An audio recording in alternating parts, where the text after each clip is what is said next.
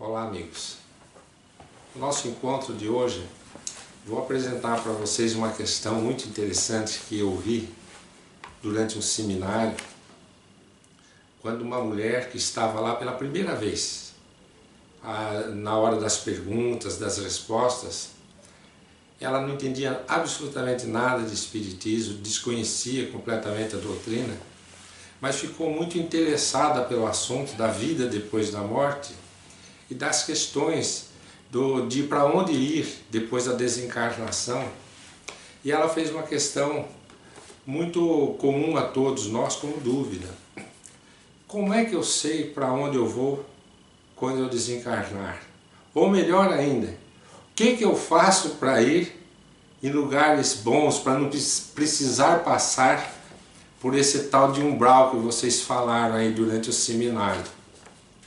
Umbral é essa região descrita pelos espíritos amigos através das obras paralelas da doutrina espírita, André Luiz, Joana de Ângeles, Emmanuel, que falam dessa região muito próxima à Terra, que demonstrando ali a existência de espíritos em grau de sofrimento, mas por um tempo passageiro, né?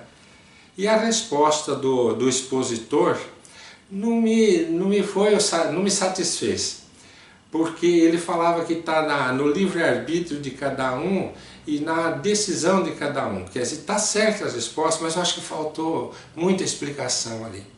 Por quê? Porque o Espiritismo ele apresenta dados muito contundentes explicando por que nós somos atraídos para determinadas regiões do mundo espiritual conforme o nosso grau de evolução. E explica muito bem isso quando nos demonstra a presença do nosso corpo espiritual e a constituição desse corpo espiritual, do que é feito o nosso corpo espiritual. Mas antes disso eu me recordei da parábola das bodas, que Jesus apresenta quando chega em Jerusalém com seus apóstolos e alguns discípulos. E ali Jesus faz uma parábola atrás da outra, nos ensina várias coisas, porque ele está lidando com aquele pessoal que foi escolhido para ser o povo de Deus e que era o mais resistente às mensagens divinas.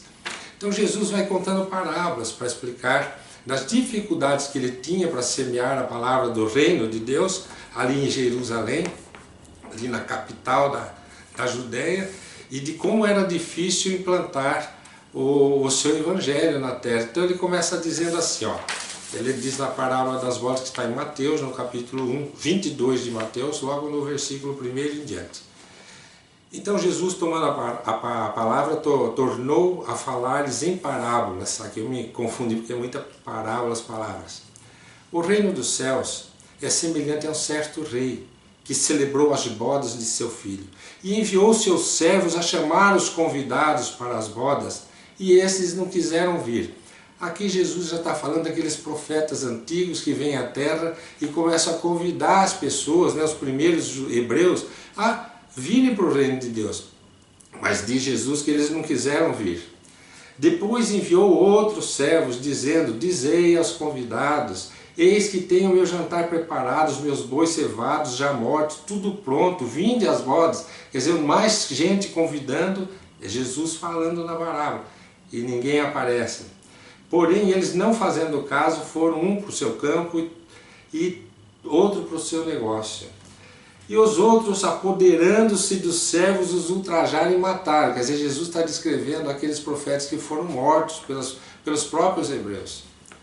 E o rei, quer dizer, o pai, Deus, né, tendo notícia disso, encolerizou-se e enviando seus exércitos, destruiu aqueles homicidas e incendiou sua cidade. Então fala das consequências da imprudência daquelas pessoas de não aceitarem o caminho do bem e sofrerem as consequências do mal que eles mesmos fizeram. Então ele disse aos seus servos, as bodas na verdade estão preparadas, mas os convidados não eram dignos.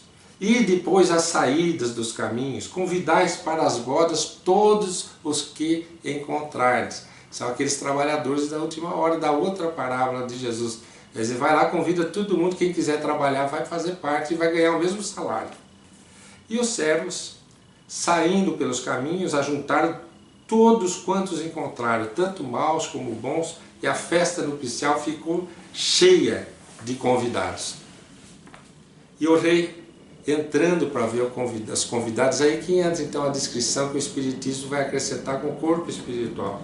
E o rei entrando para ver os convidados, viu ali um homem que não estava trajado com as vestes adequadas.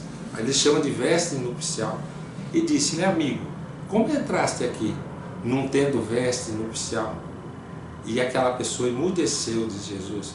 E o rei disse para o seu servo, amarrai os pés, as mãos, levai e lançai nas trevas exteriores. Ali haverá pranto e ranger de dentes. Essa é a parábola das bodas. Aí a gente pergunta, o que Jesus quis dizer com isso? E o Espiritismo vem explicar. Quando um espírito vai reencarnar em qualquer mundo onde haja vida física, onde haja vida corpórea, ele vai ter que se adequar àquele ambiente, retirando daquele ambiente o seu corpo espiritual. De maneira que se um espírito desencarna no mundo, for encarnar num outro mundo, ele vai se desfazer desse corpo espiritual, diz o livro dos Espíritos, imediatamente, diz a Gênese, imediatamente, de forma, na velocidade da luz. Ele já se adequa ao novo corpo espiritual. Só que em cada mundo, ele vai recolher daquele mundo as energias fluídicas para formar o seu corpo espiritual, conforme o grau de evolução moral em que ele se encontre.